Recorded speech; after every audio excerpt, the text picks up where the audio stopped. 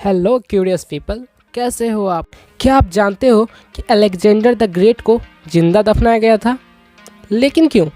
क्या आपको ये पता है कि हमारे सौरमंडल में एक ऐसा ग्रह है जिसका नाम किसी वैज्ञानिक ने नहीं बल्कि एक बच्ची ने रखा है? नहीं पता? चलो फिर ये तो ज़रूर पता होगा कि एप्पल जो कंपनी है उसकी पहली लोगो एप्पल जैसी नहीं दिखती थी। फिर क्या दिखती थी भाई? जानना चाहते हो? तो आओ मेरे साथ इस वीडियो के अंत तक, और मैं वादा करता हूँ कि वीडियो को अंत तक देखने के बाद आपके मुंह से बस एक ही बात निकलेगी। तो आओ ना यार, बिना ज़्यादा टाइम वेस्ट किए शुरू करते हैं हमारी आज की वीडियो।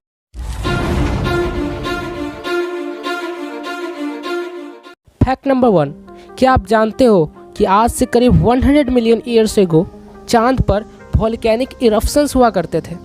वैज्ञानिकों को पहले ऐसा लगता था कि मून की वॉल्केनिक एक्टिविटी लगभग 1 बिलियन साल पुरानी होगी, पर नासा द्वारा भेजे गए सैटेलाइट LRO के द्वारा जो वैज्ञानिकों को नया डेटा मिला है उससे पता चलता है कि मून की वॉल्केनिक एक्टिविटी 100 मिलियन ईयर्स से ज़्यादा की नहीं होगी। इसलिए हम ऐसा कह सकते हैं कि जिस समय हमारी धरती पर डायनासोर का राज्य था उस समय चांद पर ज्वालामुखी विस्फोट हुआ करते थे। फैक्ट नंबर 2, यह बात है सन 2006 ईस्वी की, जब कोका कोला की एक सेक्रेटरी ने पेप्सी को $1.5 मिलियन यानी कि करीब 11 करोड़ रुपए में कोका कोला की सीक्रेट रेसिपी बेचने के लिए ऑफर की थी। पर जानते हो इसके बाद क्या हुआ? इसके बाद पेप्सी ने चुपचाप इसकी खबर कोका कोला को दे दी और कोका कोला ने तुरंत उस धोखेबाज सेक्रेटरी को हवालात के अंदर पहुंचा दिया।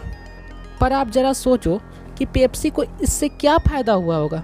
उसे तो चुपचाप वो ऑफ़र मान लेनी चाहिए थी जिससे कोका कोला की सीक्रेट रेसिपी उसके हाथ में होती और जिसका उपयोग करके वो कोका कोला के बिज़नेस को डाउन करने और अपने बिज़नेस को बढ़ाने के लिए भी कर सकता था। पर जानते हो पेप्सी का इसके बारे में क्या मानना था? उसका मानना था कि बिज़नेस कम्युनिटी में ट्रेड सीक्रेट बहुत ही इम्पोर्टेंट होता है और अगर कोका कोला की सीक्रेट की वायलेशन होती तो इससे पूरी मार्केट और पूरी कम्युनिटी सफ़र करती। तो भाई पेप्सी के लिए एक लाइक तो बनती है और कमेंट करके बताना कि अगर आप पेप्सी की जगह होते तो क्या करते। फैक्ट नंबर 3, क्या आपको पता है कि जापान में एक ऐसी कंपनी है जो कि एक ऐसा स्कूल चलाती है जिसमें बच्चों को सिखाया जाता है कि फ़नी कैसे बनते हैं। मतलब लिटरली बच्चों को सिर्फ फ़नी बनाने के लिए स्कूल चलाया जाता है। पर हमारे यहाँ के बच्चों में तो ये जन्म से ही पाए जाते हैं। और वैसे मैं आपको बता दूं कि इसे पहली बार 1982 में खोला गया था और लगभग 1000 से ज़्यादा स्टूडेंट प्रत्येक ईयर अपना नाम इस कोर्स में रजिस्टर करवाते हैं। अगर आपको भी फ़नी बनना है तो जापान में आप अपना लक आजमा सकते हो। फैक्ट नंबर 4, तो यह कहानी है हमारे सोलर सिस्टम का छोटू सा ग्रह जिसे अब प्लानेट की कैटेगरी से भी हटा दिया गया है। उसे लोग प्यार से ड्वार्फ प्लानेट कहते हैं। अब आप तो समझ ही हुए होंगे कि मैं किसकी बात कर रहा हूँ। जी हाँ, मैं बात कर रहा हूँ प्लूटो की। तो क्या आपको पता है कि प्लूटो का नाम एक 11 साल की बच्ची ने रखी थी? यह बात है सन 1930 ईस्वी की, जब प्लूटो को खोजा गया था। उस समय इंग्लैंड की रहने वाली एक 11 साल की बच्ची विनीतिया बर्नी ने अपने दादाजी से जाकर कही कि ये जो न्यू डिस्कवरी हुआ है वो उसका नाम अंडरवर्ल्ड के रोमन गॉड के नाम पर रखा जाना चाहिए। उस बच्ची के दादाजी ने तुरंत उसके द्वारा सुझाए गए नाम को लोवेल ऑब्जर्वेटरी के पास भेजा और लकीली उस बच्ची के द्वारा भेजे गए नाम को सेलेक्ट भी कर लिया गया और इस प्रकार हमारे प्लूटो का नाम प्लूटो पड़ा।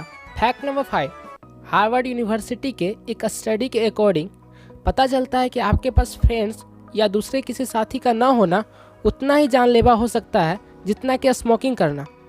रिसर्चर्स के अकॉर्डिंग अगर किसी व्यक्ति का सोशल इंटरेक्शन काफ़ी कम होता है तो वो खुद को काफ़ी हेल्पलेस और डरा हुआ पाता है, जिसके कारण उसका स्ट्रेस लेवल बढ़ता है और स्ट्रेस लेवल के बढ़ने से पर्सन को हार्ट अटैक आने और ब्लड प्रेशर बढ़ने जैसी परेशानियां आ सकती है।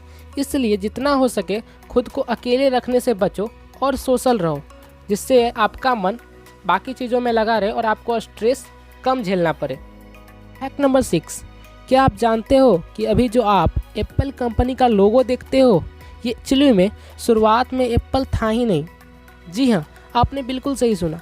सन 1976 में जब एप्पल का पहला लोगो डिज़ाइन किया गया था तो वो ये था, जैसा कि आप अपने स्क्रीन पर देख सकते हो कि इसमें sir Isaac Newton Apple tree के नीचे बैठे हुए हैं और पेड़ से टूटकर एक एप्पल उनके ऊपर गिरने वाला है।